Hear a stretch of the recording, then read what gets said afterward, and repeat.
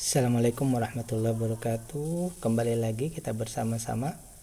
Sore ini 15 Mei 2024 kita akan membuat resume fundamental saham dari laporan keuangan triwulan 1 2024. Emiten yang kita bahas adalah MDKI atau MDK Utama Tbk. Analisa ini adalah analisa bahan pemikiran tambahan, bukan untuk perintah beli atau jual. Karena ini adalah bersifat edukasi ya. Dan analisa kita seperti biasa berdasarkan analisa fundamental, khususnya value investing ya. Baik, sebelum kita lanjut, apabila pembahasan kita ini bermanfaat, jangan lupa klik like, subscribe, dan share. PT MDK Utama Tbk ya, ini adalah perseroan, adalah perusahaan yang didirikan pada tahun 1981 ya. Namanya Metropolitan Development. Tujuannya memproduksi kalsium karbid atau kalsium carbide CaC2. Tujuannya substitusi impor ya, supaya tidak impor ya. Yang pada waktu itu dari negara-negara Afrika Selatan, China, Polandia, dan Taiwan ya. Jadi substitusi impor itu berarti tujuannya mereka supaya tidak lagi mengimpor ya.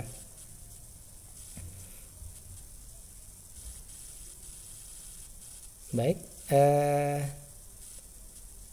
PT MDK Utama ini memulai produksi percobaannya sebenarnya November 1987 ya. Lalu produksi komersial 88 ya. Dalam kurun waktu 2 tahun berikutnya mereka mendapat kepercayaan penuh dari masyarakat ya, sehingga sebagian besar kebutuhan karbid di Indonesia telah dipenuhi oleh PT MDK Utama tadi ya. Ini kayaknya memang sepertinya mereka ini pemain utama ya. Hampir semua karbid ini ya produksinya ya MDK Utama ya. Bahkan sekarang ya mereka juga bisa mengekspor ke Jepang, India, Amerika Serikat, dan lain-lain ya. Baik, nah sampai pembahasan kita hari ini belum ada pengumuman RUPS ya, belum ada pengumuman RUPS sehingga belum ada kesimpulan berapa dividen yang dibagikan untuk tahun 2023 ya. Baik, kita cek dulu dari segi ketahanan perusahaan. Ini sangat aman ya, hutangnya kecil sehingga dana yang tersedia aman ya. Kemudian masyarakat pun yang bisa bertrading hanya 14% saja, dan yang diperjualkan belikan secara umum di bursa efek pun hanya 17%. Berarti 83%-nya ini dikuasai oleh pengendali ya.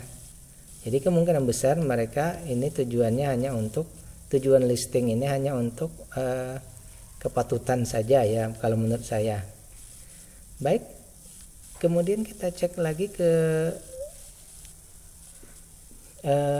nilai buku perusahaannya ya. Nilai buku perusahaan ini baru dihargai separuh ya, nilai bukunya. Nilai bukunya 379, tetapi harga sekarang baru 191. Berarti ada besar peluang ya, ada besar tempat untuk bisa menuju ke nilai bukunya ya. Berarti ada ruang yang sangat besar untuk bertumbuh lagi ya perusahaannya. Namun dari segi valuasi bahwa perusahaan ini ya sudah termasuk dalam kriteria mahal, 12% lebih mahal dari maksimal beli ya. Berarti untuk di harga sekarang ya, kita kan maksimal beli di 170. Sementara harga sekarang sudah 191, ini sudah termasuk kategori mahal ya.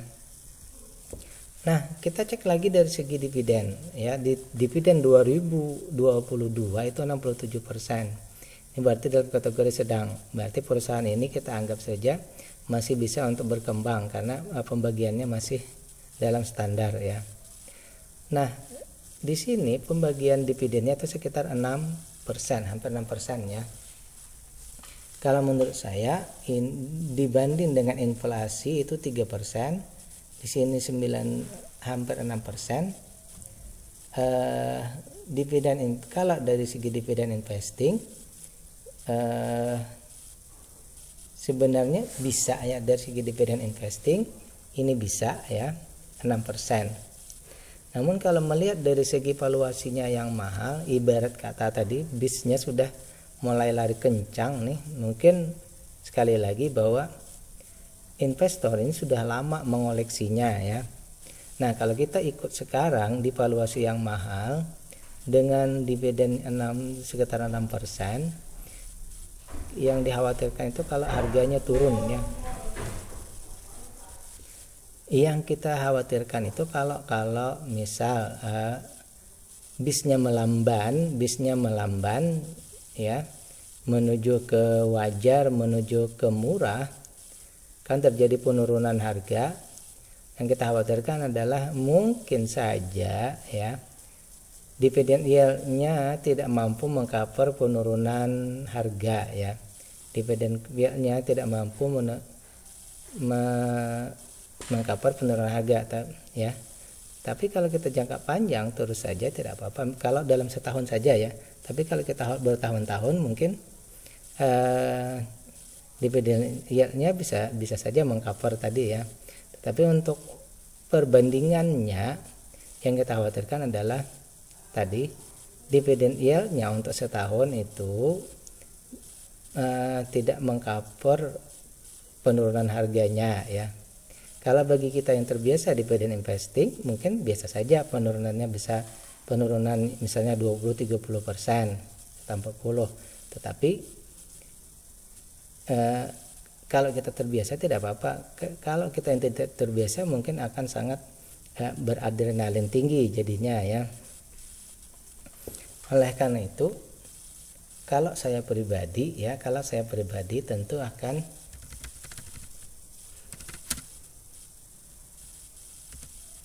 menunggu dulu ya valuasinya membaik ya.